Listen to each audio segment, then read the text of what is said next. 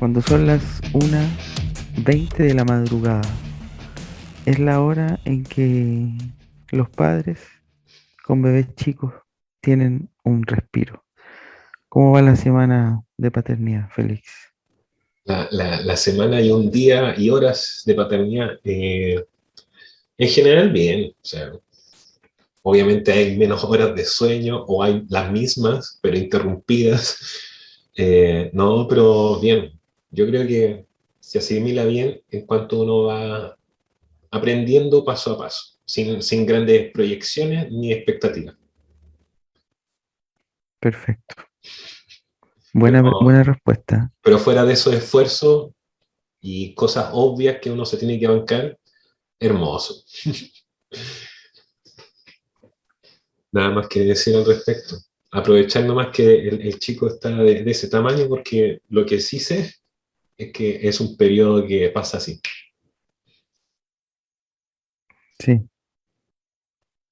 Usted ya lo sabe 2 veces. sí, pero hay que aprovecharlo. Después se van al colegio y, uno los ve menos. Exacto.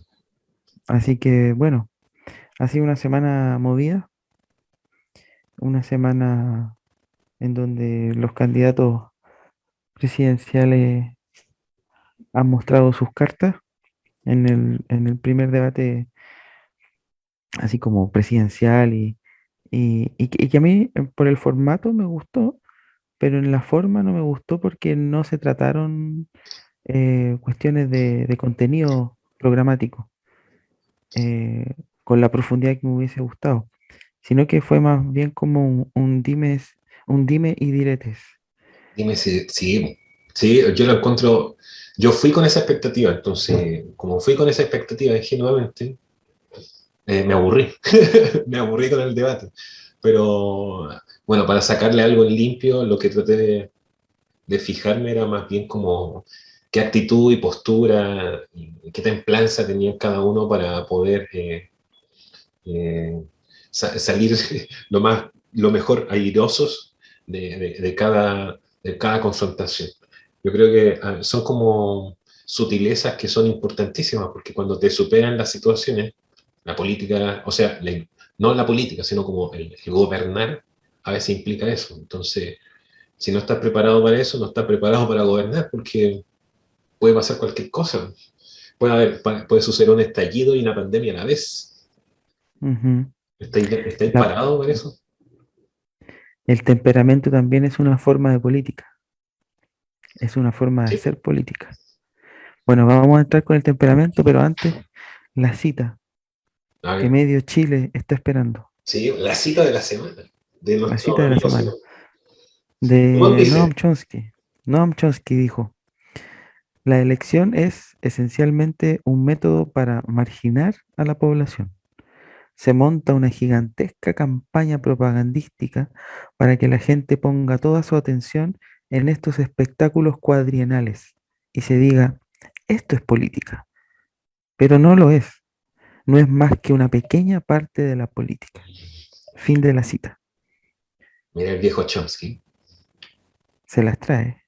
que se está haciendo famoso porque ahora corren memes de su debate con Michel Foucault, pero le cambian las frases. Sí, sí, sí. Bueno, cuando vean ese meme de dos personas como así formales que están como debatiendo, hay uno pelado y hay otro que es más viejo, que se parece como un mormón retirado. Bueno, ese es Noam Chomsky. Sí, lamentablemente a algunos parece que les conviene reducir las elecciones a esa gigantesca campaña propagandística, porque así neutralizan un poco la capacidad de debate y de demandas de la población que sufragante, o también, para no echarle la culpa también a los poderes, al sistema y todo eso, también hacer la autocrítica, decir, quizás para uno también ha sido muy cómodo reducir la política a partidos y sufragios, nada más. No está pasando la cuenta eso. Sí, yo creo que uno de los grandes aportes de la campaña de Bachelet en esta idea de ella de generar una nueva constitución fue el generar los cabildos. Mm. Y yo supe, y también en mi iglesia se dio una instancia de cabildo, y fue una instancia muy, muy enriquecedora y que nos enseñó a hablar. Una cuestión tan básica como en que la política se habla y la política se escucha. Y creo creo que la política es eso, básicamente. O sea, em, si pudiéramos hablarlo desde un punto de vista antropológico, Aristóteles decía que por naturaleza somos políticos. Pero esa política no se puede manifestar si no hay un contacto, ya sea verbal y también el lenguaje no verbal, con un otro. Si no nos sentamos a la mesa frente a frente. Y los candidatos se sentaron frente a frente, Félix. Y hay algunas cosas que queremos sacar en limpio, ¿no?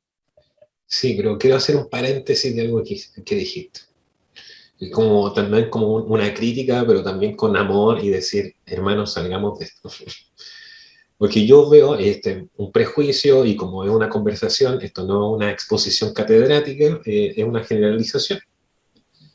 Lo que yo podría decir dentro de lo que yo conozco es de que desde una perspectiva más carismática, por así decirlo, como profética, apostólica, toda esa movida, la política entendida como conversación es mal vista. Porque, claro, nosotros no vamos a deliberar, o sea, no vamos a, es que deliberar es la palabra que quiero buscar, entonces voy a usar otra. No vamos a como hablar y dialogar para ver un consenso de nuestras ideas intelectuales. Lo que nosotros tenemos que buscar es la revelación del Señor. Entonces yo anulo la conversación porque es el bla bla de la política o de la Mm, seducción por medio del argumento, como los, no sé, los sofistas. Entonces, cuando nosotros entendemos como la política como un juego verbal de seducciones, de sofismas, claro, yo demonizo no solamente la política, y de paso también neutralizo la capacidad de conversación y de deliberación. mm, Y el otro extremo, que no es carismático, que no cree en los ministerios ni los dones espirituales, bla, bla, bla, es todo lo contrario. Aquí no hay una búsqueda de una voz fresca, de una revelación que viene del mundo espiritual del Señor.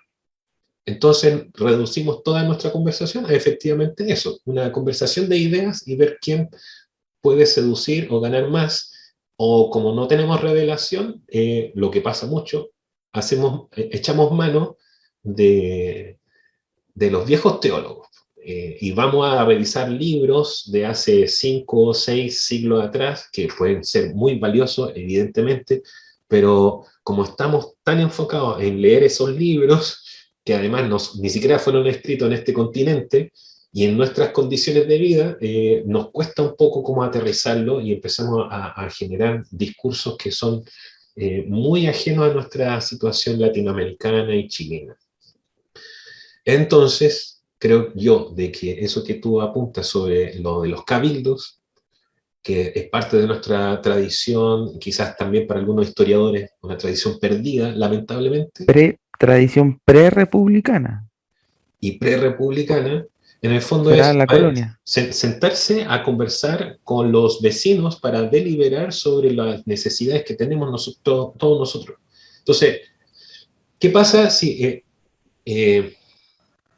¿cómo se llama? Reconciliamos ambos extremos y decir, a ver, no está mal la conversación y el deliberar y el hablar. A veces necesitamos efectivamente no llegar a nada porque en la reunión solamente nos desahogamos de nuestros puntos de vista.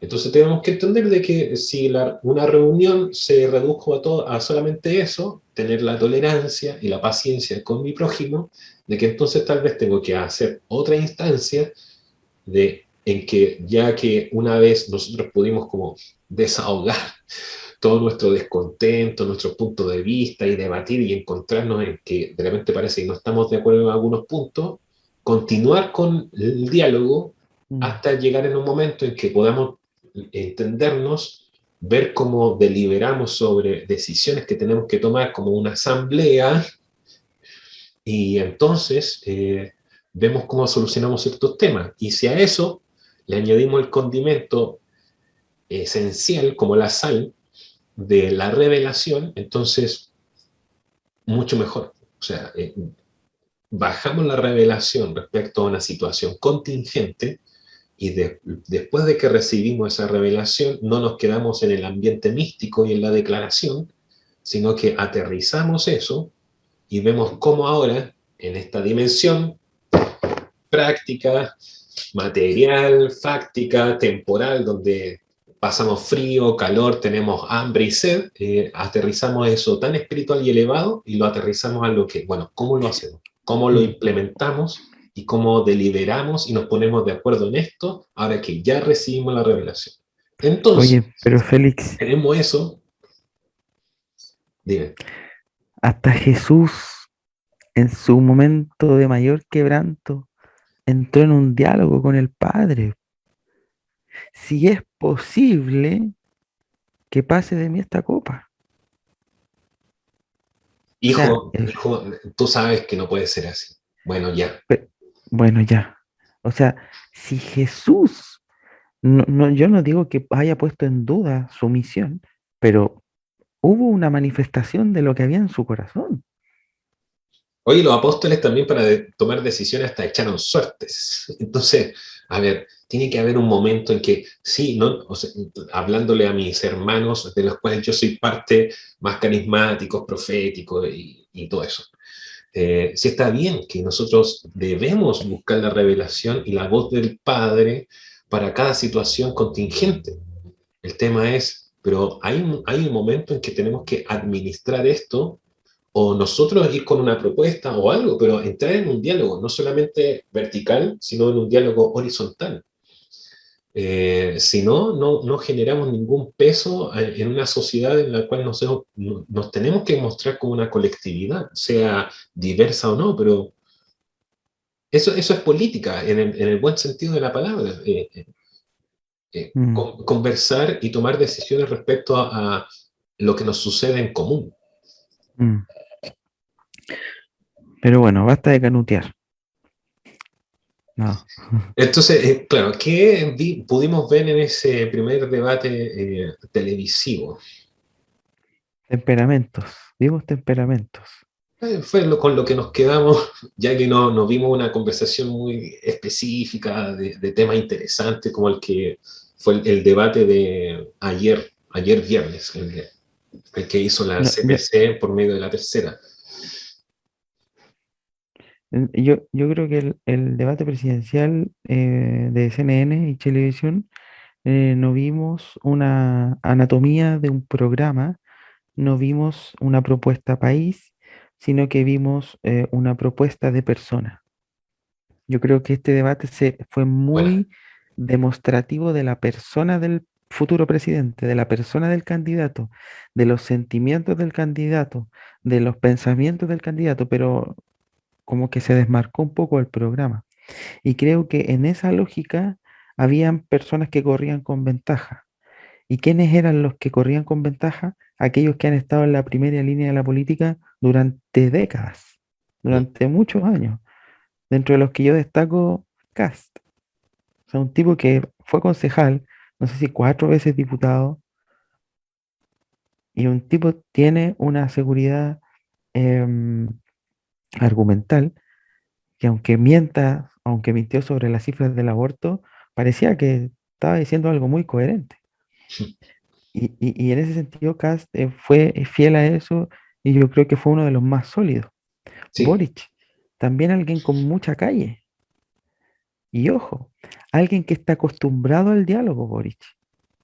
mm, Alguien que estudió en una universidad donde las cosas se debaten y donde hay un entrecruce de ideas que no se dan en otras universidades, donde no se da esa capacidad de diálogo. Y eso también reveló a la persona del candidato Boric que era muy dialogante, muy abierto, muy respetuoso de la heterogeneidad y muy mm. abierto al diálogo, ¿ya?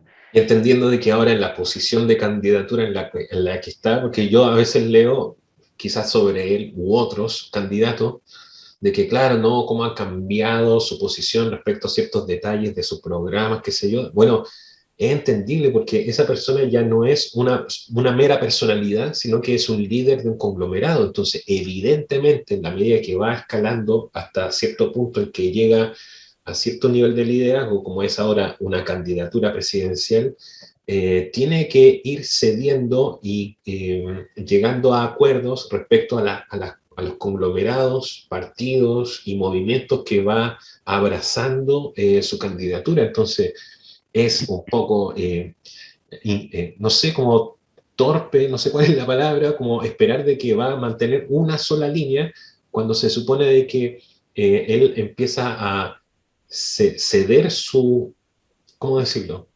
Sus propias ideas por el hecho de que ahora está abarcando un diálogo con más matices de su coalición.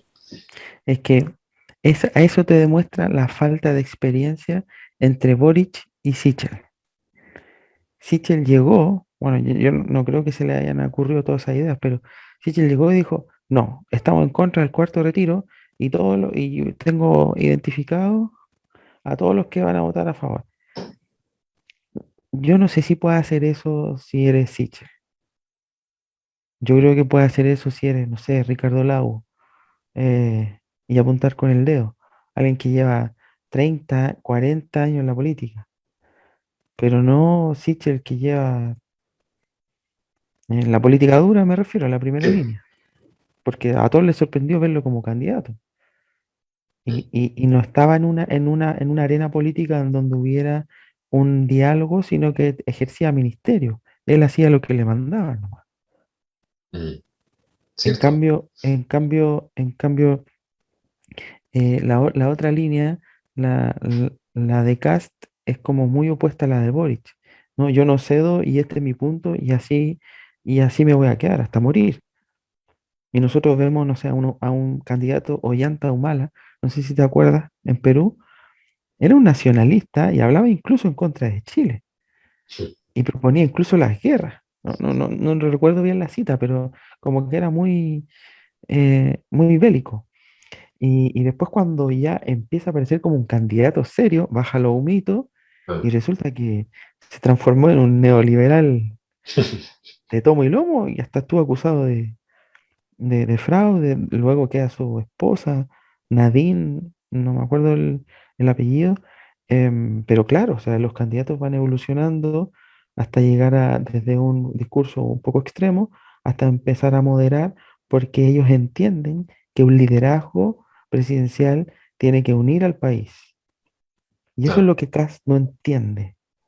Eso es lo que Kass en su, em, no sé cuál podría ser la palabra, pero obstinación valórica o una manera, Obstinación narcisista. No sé, algo sí, así. sí, como que si perseguir un ideal, como que decir, yo creo esto hace 30 años y no he cambiado nunca, como que Ah, si eso fuese en política algo muy bueno. no. Claro, y eso queda también eh, para la ingenuidad de cierta cristiandad que piensa también lo mismo. El otro día escuchaba a alguien conocido que se está candidateando, en la cual actualmente él reconocía, decía que, por ejemplo, con el matrimonio igualitario, es como, a ver, si entramos a la arena política, tenemos que entender de que a pesar de que nosotros como cristianos tengamos una posición respecto al matrimonio como concepto, tenemos que pensar de que estamos postulando a posiciones de gobierno en las cuales nos enfrentamos a una nación que el otro no necesariamente va a pensar como yo y que va más allá no solamente de, a ver, de sus ideas, como la doctrina que gobierna a esa persona, sino que Mm, además de sus ideas, está viviendo ya una realidad que ya es y que hay que regularizar. Eh, mm. entonces, como que no saco nada con negar de que eso exista. El tema es, bueno, entonces, ¿cómo gobierno ante esa realidad que ya existe? Entonces, uno empieza a ver de que yo puedo tener mis convicciones, pero la realidad es mucho más compleja que mis meras convicciones. O sea, yo puedo ser candidato, yo no tengo que ser candidato de los que piensan como yo.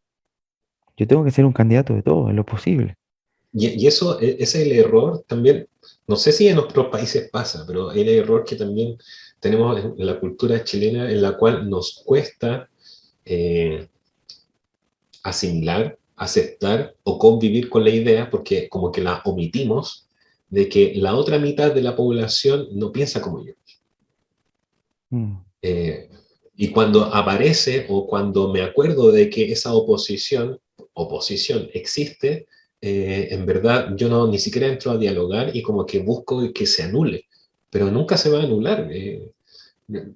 No sé, después de volver la democracia en todos los 90 las, las candidaturas siempre fueron como si, casi 50 y 50, en que la mitad del país buscaba una vía más de, no sé, de izquierda, qué sé yo, de centro izquierda, y la mm, otra mitad seguía votando por candidatos que eran pinochetistas, por ejemplo. Entonces, ¿cómo? Claro, y entrar a confesar esa verdad es entrar a tener que admitir de que el país desde hace mucho tiempo está así, esas son las realidades, así de diferentes. mm, O de que, no mm, sé, desde que la mujer tiene voto, la mayor parte del voto femenino siempre ha sido más conservador. ¿Cómo aceptas esa realidad? No, no, es que el voto es, no, no sé, las cosas van cambiando o se mantienen, pero ¿cómo tú convives con esa diferencia? claro, claro. ¿Cómo logro escuchar al que piensa A y al que piensa Z? Y no me gusta esa manera de decir, mira, ¿sabes qué? Yo no creo en el matrimonio sexual y filo. Em, pero ¿sabes qué? Podemos llegar a una solución. Me gustaría ver eso, una contrapropuesta, en donde venga una especie de revelación, porque por ejemplo, no sé si lo comentamos en un podcast, pero cuando llega Lavín en el debate de las primarias, le preguntan, bueno, si usted no está a favor del matrimonio homosexual, ¿por qué los homosexuales deberían votar por usted? Y ahí Lavín se puso nervioso y no dijo absolutamente nada, y lo que tenía que decir era, me ofende su pregunta, porque usted está reduciendo a un homosexual solo a su capacidad de casarse con otro homosexual. Pero los homosexuales también van a los hospitales, los homosexuales también van al colegio, a la universidad, los homosexuales también tienen derechos laborales y yo sí los voy a representar en aquellas áreas en donde sí merecen y necesitan ser representados. Quizás no puedo rendir en su área matrimonial o en su área de unión matrimonial, pero es uno. Pero los homosexuales tienen 99 temas más que aquí ninguno de ustedes está tocando. ¿Por qué? Porque han reducido a los homosexuales y la homosexualidad a un asunto meramente reproductivo, o sea, no reproductivo, sexual, Mm. sexual. Y con eso la rompía, no sé. Sí, te Mm, entiendo. Mm. Entonces, eh, o sea, tengamos propuestas, no nos cerremos, tengamos propuestas.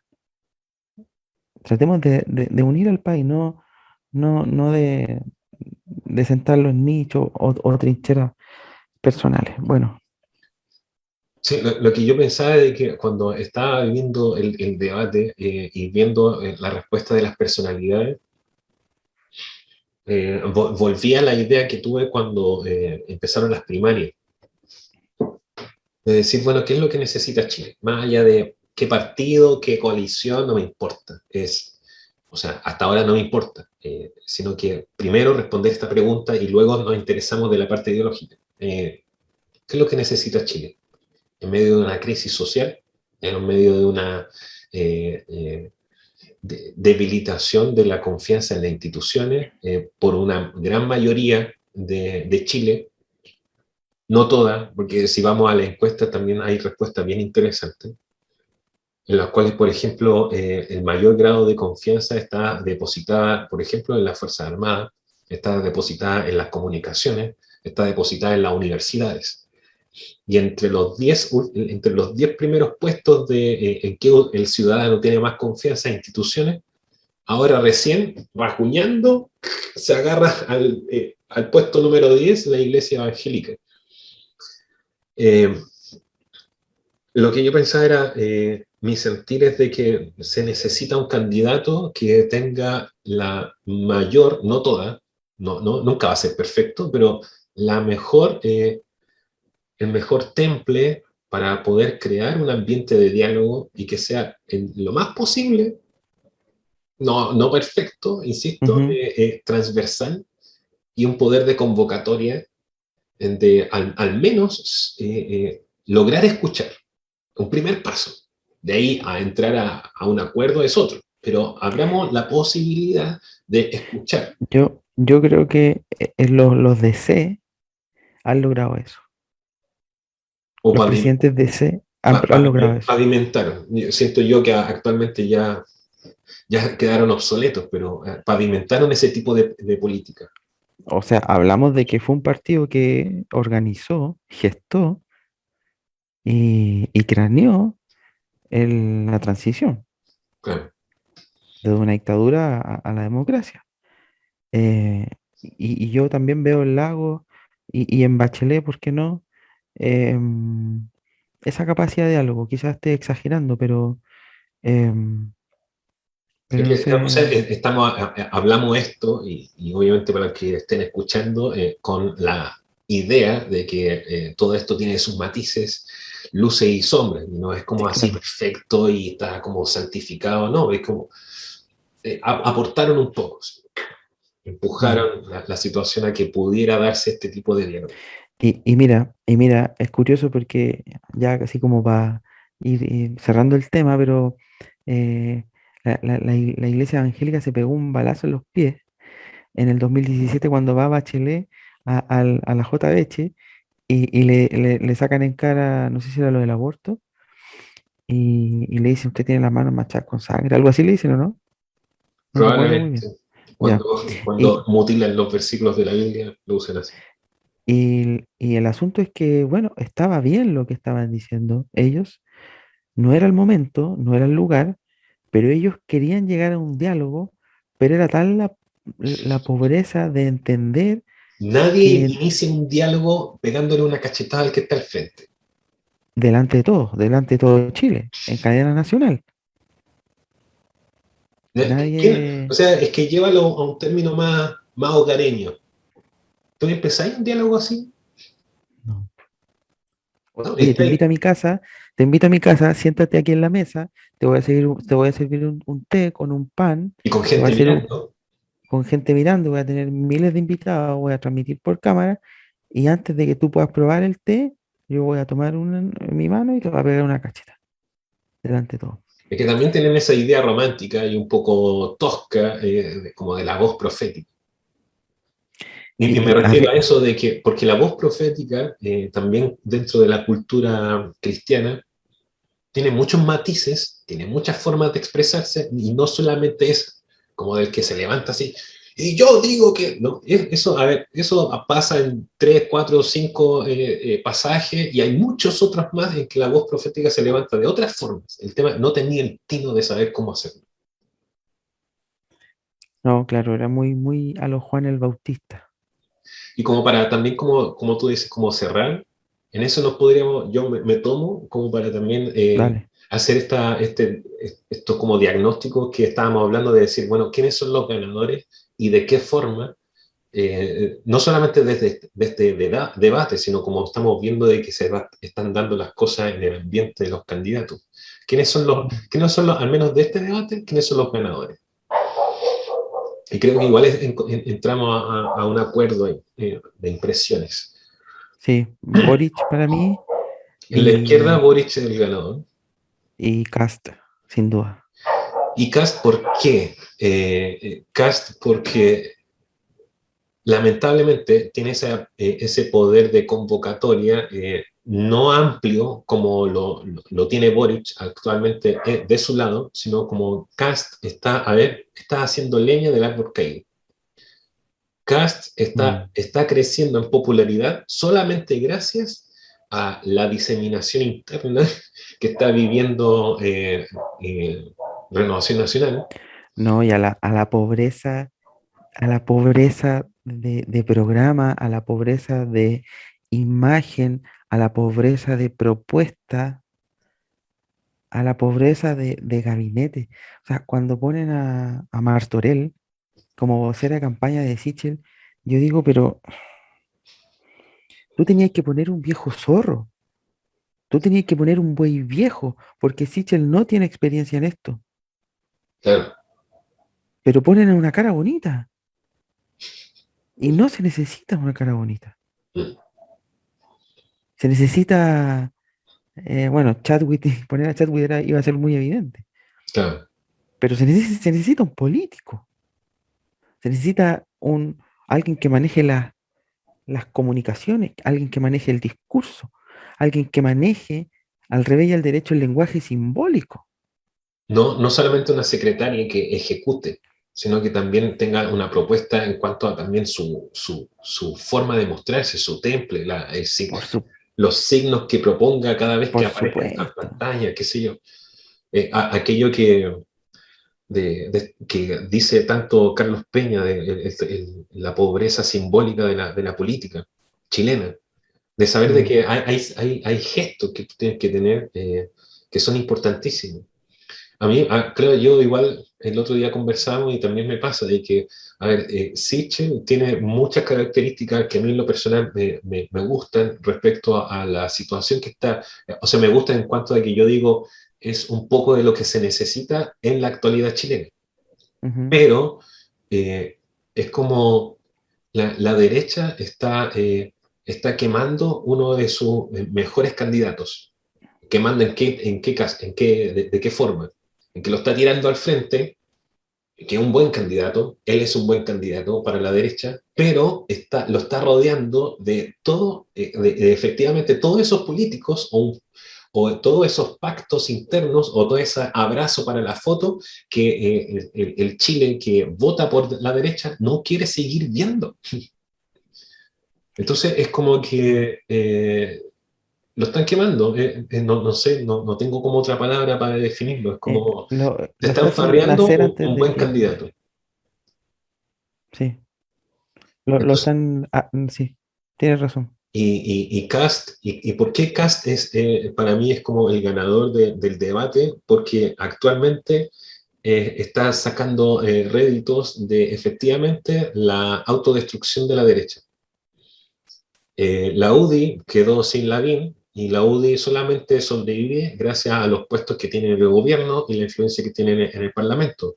Pero si no fuera por eso, la UDI ya estaría, como muchos esperarían o soñamos, de que estuviera fuera de la política chilena, como un partido con una historia y trasfondo horrendo, me parece a mí, deleznable, abyecto en los términos cristianos.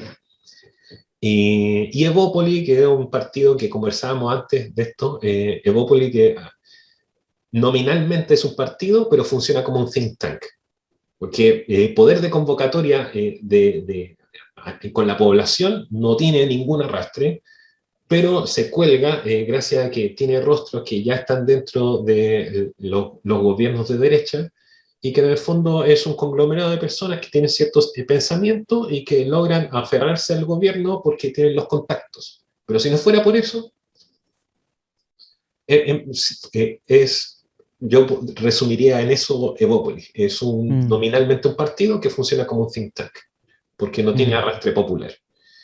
Entonces, de todo ese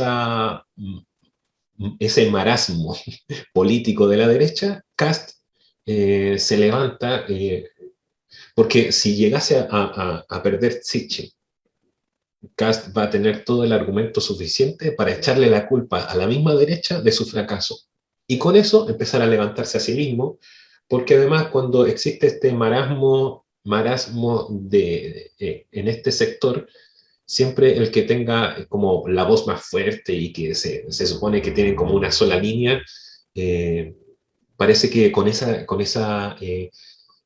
liderazgo narcisista, parece que reúne cosas, pero son liderazgos débiles, que al final, oye, que pero, llegasen a cierto nivel de gobierno, se les caen, porque no tienen tampoco la programa, no tienen el poder de convocatoria, no son capaces del diálogo, no comprenden la situación, las experiencias diferentes, etc. hay que decirlo, hay que decirlo, Kast yo creo que aún ha sido uno de los políticos de mayor ascenso y vertiginoso en los últimos 10 años. O sea, imagínate, de ser un expatriado de la UDI, de Lento y ser seguro. oposición, ¿ah? Un crecimiento lento y seguro. O sea, de ser expatriado de la UDI, llega a aparecer como una persona totalmente sola y empieza a construir, empieza a hacer oposición dentro de la derecha, empieza a hacer oposición de Piñera y empieza a avanzar. Imagínate, crea un partido y hoy día podríamos arriesgarnos a decir que por él, imagínate, por él podría peligrar la segunda vuelta. Sí, y por él también, tirando hacia otro lado, es el punto de vista, y por él, que históricamente los evangélicos, una facción de los evangélicos, perdón, una facción de los evangélicos tengan una oportunidad relevante para meterse en la política. Es que, es que eso es impresionante, Félix, porque yo podría decir que él es el único que los ha tomado en serio, sin tomarlos en serio. Claro, lamentablemente, más encima. O sea, pero es que mira, o sea, metió a evangélicos en su gabinete, en su comando, creó esta coalición del Frente Social Cristiano y pudiendo él asegurar todo para el republicano, permitió que el Partido Cristiano Conservador metiera a sus candidatos. ¿Quién ha hecho eso antes en la historia de Chile? Según yo, nadie. Sí. Y yo creo que nadie lo haría, ninguna coalición tampoco lo haría. Y bueno, y además, volviendo al debate, es también, más allá de que uno sepa de que, o considere, no, o sea, uno, digo yo, tú y otros más, pero de que Cast es una personalidad que por más allá de que es muy demagógico en ciertas cosas y se vio en el debate que organizó la CPC y la tercera con respecto al tema de la Araucanía, es un demagogo en muchos temas, no sabe aterrizar las cosas en una programática concreta y aterrizar la complejidad de ciertas situaciones. Eh, es astuto. Nadie niega eso, pero también tiene el temple, y eso es admirable en él respecto a todos los demás, como que no le pasan balas. Más allá de que Mm, tú lo llevas a un debate de ideas, en cuanto a temperamento, no le pasan balas. Los otros sí pierden un poco el control. Proboste perdió el control así en cuanto acá le sacó la carta que, a ver, es una carta que le han jugado todo el año desde que ella se hizo el amague y luego reafirmó de que iba a ser candidata. El tema ujú, de los millones cuando ella fue eh, destituida ministra. constitucionalmente. Mm. A ver, ¿y cómo pisáis el palito a alguien que tú odias tanto y desprecias tanto como Cast y pisáis el palito y te caía así? Y sacáis esa cuestión estúpida del Wikipedia, etcétera. Pero incluso también me llamó la atención de que a pesar de que de alguna forma, de alguna forma a Sitchin se le fue del control y por primera vez lo vi tartamudeando, equivocándose en los argumentos y cuando le dieron el minuto para cerrar titubeó mucho. Entonces, Sitchin, ¿qué te pone nervioso? ¿Qué te pone nervioso? Eh, y claro, Lo ¿quiénes que, son quiénes son los ganadores? Me parece que Cast, porque tiene las de ganar, aunque la derecha pierda. Eh, Tiene por las de ganar de ambos lados, porque ya hoy día todos sienten de que él sí va a arrastrar votos. Entonces, si gana Sichel, va a arrastrar votos igual, porque mm, ahora él se planteó como lo que era la UDI para Piñera, el contrapeso, la voz demandante. Bueno, como yo te decía, el Partido Republicano es como la UDI 2.0. Eh, que antes era como UDI muy conservadora, pero muy del Estado subsidiario y neoliberal, y ahora es como muy conservadora y libertaria, entre comillas. mm. Y es un contrapeso y se va a empezar a consolidar porque obviamente los debates también yo siento que a Cast lo que le va a ayudar como publicidad van a ser los debates. probablemente su publicidad va a ser muy pobre, va a ser muy precaria en muchas cosas, no va a tener Su conexión con campaña la gente. callejera, por así decirlo. O sea, si Su ponía puesta a puesta. al Rojo Edwards como candidato para tratar de acercarte, ¿no? No, a nadie congrega ese tipo. Pero el tema es, los debates van a ser su mejor publicidad. Y yo creo que del debate, Kast salió ganador y Boric, que es alguien que no hemos nombrado mucho, siento que sale ganador porque no pisa el palito. No, po. Incluso con quienes se supone que son sus contrincantes, él abre el diálogo para poder escuchar y ver de qué modo yo entro en conversación y no debate contigo. Cómo Mm. yo asimilo tu postura y vemos al menos una invitación, pero no plantea la solución, pero te abre la puerta a de que cómo conversamos. O sea, lo hizo hasta con Artés. Tuvo la amabilidad incluso de ver cuál es el punto en común que yo tengo con Artés, cuál es el punto en común que yo tengo con Proboste, cuál es el punto en común en que yo podría entrar a conversar incluso hasta con Sitchin. Mm. Entonces, Cast es de la personalidad que se aprovecha de polarizar la situación. Y lo malo, y esto es un llamado de atención también a mis hermanos que tienen esa tentación por Cast, y Cast es un tipo que busca hacer política desde el miedo. Alimenta el miedo, provoca el miedo, recuerda el miedo y desde eso provoca de que tú optes por su opción. Y al contrario, Boric, como alguien que, sobre todo en la medida que creció su liderazgo, desde antes de las primarias hasta ahora, en que ha aprendido a generar convocatoria y ha aprendido a generar conversación. Ahora, más allá de que su programa o no sea posible implementarlo, esa es otra cosa. Quizás eso da para otro capítulo del podcast, pero yo creo que los ganadores son Boric y Cast. Sí, en ese debate yo voy a ver a Boric un poco flojo. No sé, estuve viendo la propuesta económica y en un debate explicar un programa económico es difícil. Y más que explicarlo es venderlo. Pero bueno, bien, me gustó el debate en ese sentido que fue más de persona. Eh, en fin, no sé si estamos bien para pasar al último tema. ¿Cómo Sí, estamos la hora? ¿ah? El último tema. Empiezo con una cita. Ahora yo pongo la cita. Eh, Malaquías 4 del 5 al 6. Pero no es tan un cambio de tema, porque yo creo que tiene que ver con algunas cosas que hemos mencionado sobre esto de las personalidades de los posibles gobernantes.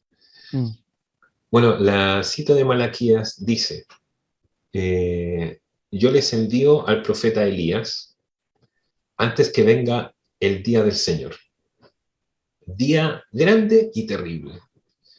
Él hará volver el corazón de los padres hacia los hijos y el corazón de los hijos hacia los padres. No sea que yo venga, me gusta esa advertencia, al mm, menos en esta traducción, no sea que yo venga y hiera la tierra con maldición.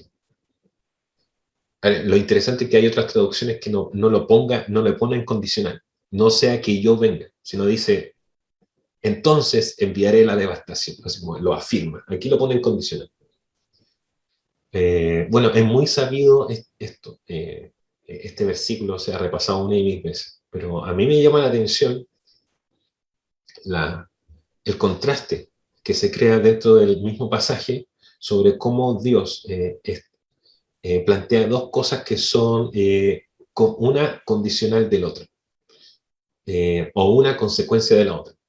Entre tanto que yo, por medio de esta intervención prodigiosa de un profeta o de alguien que va a recordar a este profeta, va a generar una reconciliación entre generaciones, en paralelo, eso marca un tiempo en el cual, mientras esto se está realizando por este lado, en simultáneo me va a marcar el reloj para decir, ahora ya mando ese día. Que se puede interpretar de muchas formas. Puede ser la aparición del Mesías o la segunda aparición del Mesías, etc. Pero un hecho que para el mundo puede ser catastrófico, también a la par se vive una escena paralela en la cual yo veo que hay generaciones que se están reconciliando. mm, Entonces, ¿por qué planteo la cita? Porque siento yo, también cuando uno va a leer los primeros versículos de Efesios 6, cuando se habla hacia los hijos y hacia los padres, hay un tema muy fuerte de cuál es la importancia que tiene en que las generaciones se reconcilien, que entren en diálogo, mm, puedan mirarse frente a frente, reconocerse. Tú tienes esto y yo tengo esto. Yo lo cedo para ti y tú lo cedes para mí. Nos mm, encontramos, o sea, nos reconciliamos no solamente para, como coloquialmente hablando, no nos reconciliamos para estar en buena, sino para poder trabajar juntos, para poder deliberar juntos. O sea, que tomemos decisiones juntos, en que mm, yo te siga a ti, me confíe a ti, y tú me des la oportunidad a mí también de poder entrar en esa confianza. mm. Eh, Yo en la semana tuve la oportunidad y el privilegio de entrevistarme con el rector de la Universidad Adventista de acá de Chile. Y bueno, él hablaba y yo aprendía, tomaba notas. Y cuando llegó el tema de lo evangélico, porque tenía que ver un poco con eso la reunión, uno de ellos dijo, el problema de estar atomizado es que pierdes poder y pierdes control. Entonces, cuando yo tengo gente que no está reconciliada, es literalmente poner pausa a los tiempos. mm, Es literalmente, es literalmente parar una millonada de bendiciones y de revelación. Porque yo pensaba, mira, los adventistas acá en Chile no son tantos, pero lo hablábamos en el primero o segundo podcast, pero tienen muchas cosas. Y esta persona adventista decía, ustedes son 2,5 millones. O sea, somos 2,5 millones de canutos que podríamos estar haciendo, no liderar los 7 montes, sino servir realmente a la nación. te Como voy estábamos, te voy a forzar y empujar a algo que estábamos comentando antes. mm, Ustedes podrían diseminar el cename, así es. no, o- disolver, es que me lo imaginé como un ácido, así. Y se disuelve. mm, ¿De qué forma? claro, somos aproximadamente más de 4.500 iglesias evangélicas inscritas a través de la ley de culto en el Ministerio de Justicia. Si cada iglesia tomara o apadrinara a uno de los niños del Sename que estarían dispuestos o que estarían en edad de ser adoptados, no habrían niños. Estaríamos, eso lo hablábamos hoy día esa frase me la dijo Ángelo Palominos. Y yo quedé así, oye, ¿verdad?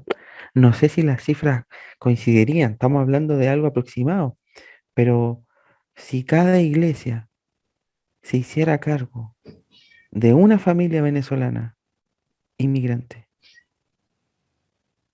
¿cómo descomprimiría eso política, social, cultural y espiritualmente el país si nos hiciéramos cargo de un niño del Sename?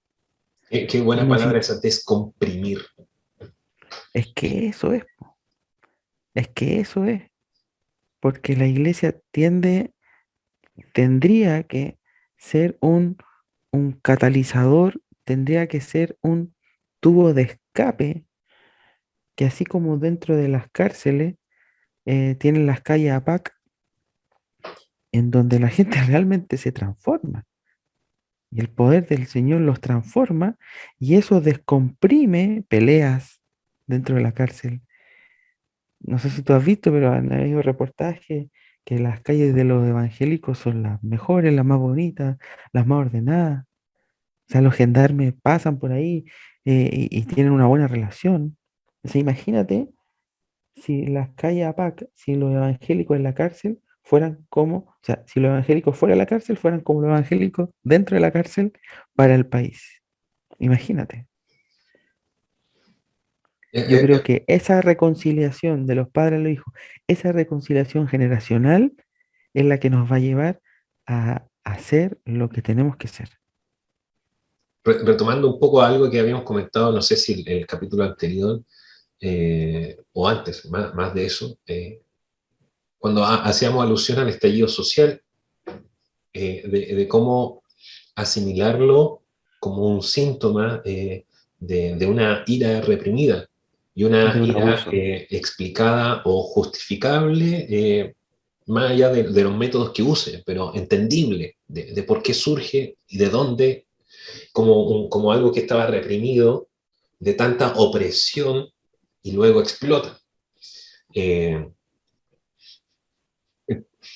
y pensaba en esta reprensión de Cristo tomando este paralelo un poco de Malaquías y de Efesios. Los padres, los hijos que se sujeten a los padres y los padres de que no sean gravosos, como otra palabra de la Biblia, que no sean gravosos a lo que ellos imprimen a la generación más Mm, joven, cosa de que le ponen un peso tan fuerte que ellos provocan la ira de los más jóvenes.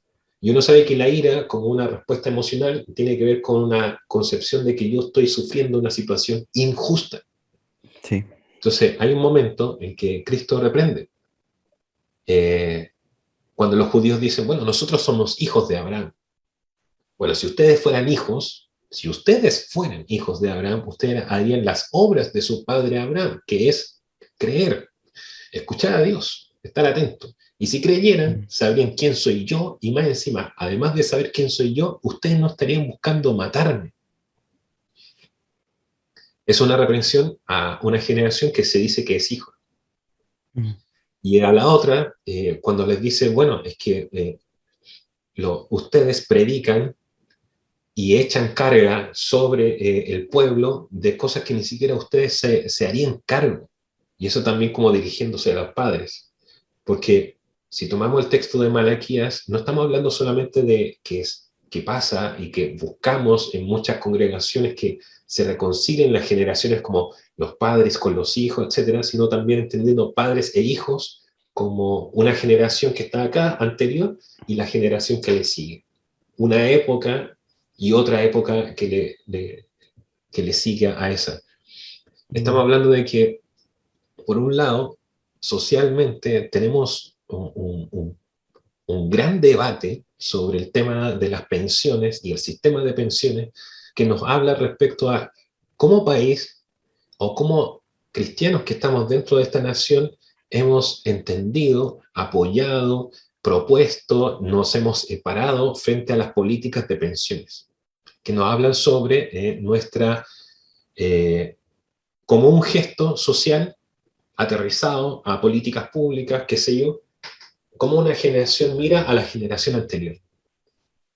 Es honroso a las generaciones anteriores que están por sobre mí, la forma en que nosotros estamos asegurando su futuro.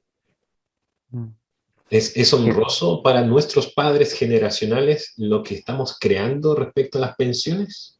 Y por otro lado, eh, ¿en qué situación están los niños y los jóvenes y la infancia en Chile? O los más vulnerables. Porque un hecho reciente, el desalojo, que se robó las cámaras lamentablemente, de las noticias el día, bueno, técnicamente de ayer viernes, el desalojo de los campamentos en Iquique. Más allá de la postura ideológica que uno pueda tener sobre quién es el culpable de que estas situaciones se den así, la inmigración que está irregularizada, etcétera, bla, bla, bla, ya está bien, podemos tener una postura al respecto, pero como cristianos tenemos que saber de que el día de ayer viernes, por la mañana, luego de amanecer el día, hubieron niños que sin entender todos estos rollos políticos y sociales, se les creó un trauma con todo lo que vivieron. ¿Cómo nos hacemos cargo de eso? ¿O cómo pudimos haber evitado de que ese niño sufriera eso? ¿Cómo pudimos haber evitado de que en el Sename ocurrieran situaciones tan graves? etcétera. Entonces, qué fuerte que para proféticamente hablando, los tiempos, como tú decías, los tiempos se marcan según cómo se van comportando las generaciones una tras otra, como lo dice el texto de Malaquías. Eh, pero no sé si ya alargarme más con esto, pero eh, también entender de que a la luz de todo lo que habla la epístola de Efesios, entender de que la tarea de la evangelización, la tarea del cuerpo de Cristo, la tarea de la iglesia,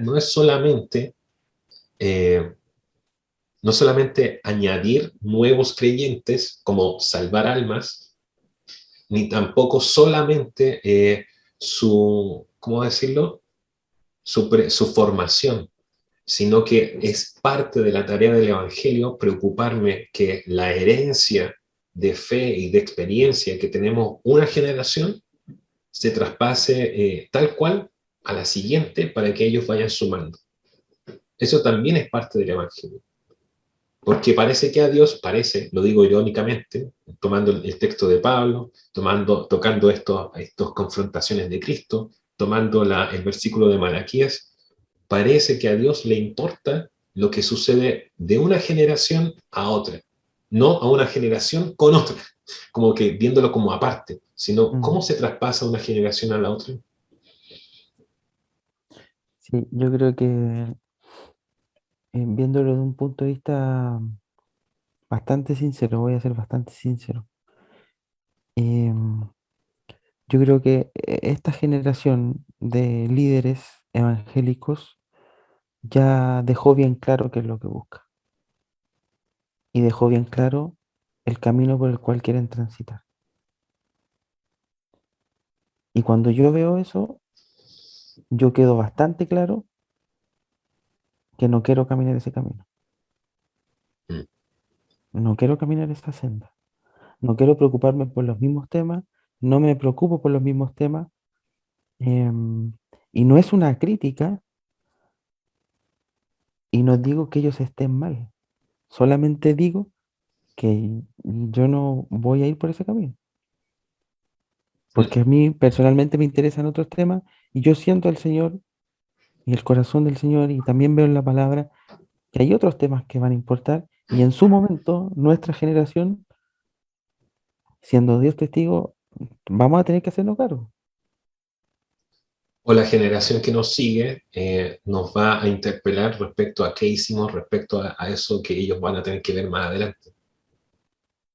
Exacto, porque hoy día, Félix, son las 2 de la mañana y estamos grabando un podcast que quizás lo escuchen 30 personas, pero quizás en 15 años más no sabemos dónde vamos a estar. Quizás vamos a tener muchos recursos, Mm, quizás vamos a tener mucha fama en el buen sentido, mucha influencia. Y quizás vamos a poder hacer cosas, eh, pero, pero quizás no las hagamos, o quizás nos falte la fuerza. mm, Entonces seamos cuidadosos de definir el camino, ¿ya? Porque la palabra dice, lumbrera es a mis pies, tu palabra, tu palabra.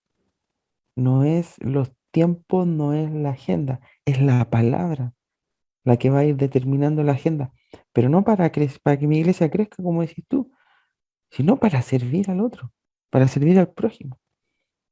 Y hoy día A yo sé ustedes que... se les ha entregado el ministerio de la reconciliación. Exacto.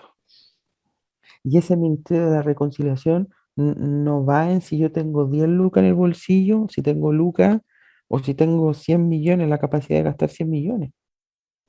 Va en que mis pequeñas obras hablen de eso. Mm, Con esto yo cierro mi participación. Hace algún tiempo, una vecina del condominio preguntó por el WhatsApp, ¿alguien hace ¿cómo se dice? ¿Santiguar? ¿Alguien santigua guaguas? Una cosa así. ¿ya? Preguntó. Y, y varios dijeron, se burlaron incluso.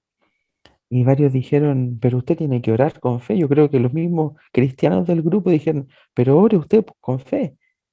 Y yo dije, no, eso está mal. Esa mamá le falta guía, le falta dirección. Y yo le hablé mm, y le dije a mi esposa, vamos a verla. Y le hablé y le dije, ¿qué le pasa? Y me dijo, no, que mi guagua no puede dormir y siento que algo tiene y no sé, ¿cachai? Y yo dije, ya, esta es la mía. Y para vergüenza de mi carne, acordamos ir con mi esposa a verla y nos salió un evento y nos fuimos. Y hice la fácil, pues le mandé un audio, como que oré por ella a distancia, la fácil. Siendo que el llamado es ir mm, y servir, no es acusar, no es distanciarse, es involucrarse, mm. es involucrarme. Una fuerte palabra que me recuerda a una entrevista de la tarde. Hablábamos sobre el arte y el arte, claro, como un catalizador, como un medio también que te ayuda, que te enfoca a involucrarte. Si no, no es honesto y no llega. Y también yo quisiera como cerrar haciendo alusión a la figura sacerdotal, como cuando tú decías, yo no quiero ser parte de eso. Y no sé si está bien o mal, pero no quiero ser parte. Bueno, no sé. Eh, no hubo un movimiento en contra del sacerdote Elí para destituirlo. Él se Mm, desnucó solo. Y sus hijos, enseñados, mal enseñados por su doctrina, murieron en la suya también. Lo mm, que sí valoro es de que por más de que esa generación, que ya quedó obsoleta y destituida de los propósitos del Señor, está ahí todavía figurando humildemente por abajo a personas a personas vulnerables, a personas que tienen necesidades como Ana, que nadie las conoce y que algunos creen que está como borracha, como pidiendo cosas, gente humilde, gente modesta, gente que se arrodilla, gente que no hace alardes de su oración o declaraciones proféticas, que no, ellas se encierran en la intimidad de la presencia mm, del Señor, vuelcan su necesidad y su dolor, eh, pero con fe, y ellas son esa generación, como Ana, mm, modesta, con mansedumbre, que es una palabra que necesitamos aprender, mm, son las que reciben a los Samuel que tienen los sentidos renovados y frescos para ser dóciles a la voz del Señor. Y no solamente eso, sino de cuando hablamos al principio de los candidatos, su temperamento y todo eso. Eh, un profeta que en su temperamento, él fue probo. mm, Él pudo jubilarse de su carrera profética teniendo las manos limpias, limpias, y se lo encaró a todo el pueblo. Eso es lo que necesitamos, no solamente gente que escucha y obedece, sino de que mm. además se cuida de no caer en la misma corrupción que cayeron los anteriores. La prueba para el cambio generacional, la prueba es que cuando tengas a Saúl frente a ti y con la oportunidad de dañarlo, pública o privadamente, no le cortes el manto. Lo honras. Cuando seas capaz de ser tan manso de hacer eso, te ponen el sello. Aprobado. Buenas noches, hermano. Gracias por esta conversación. Un abrazo. Un abrazo.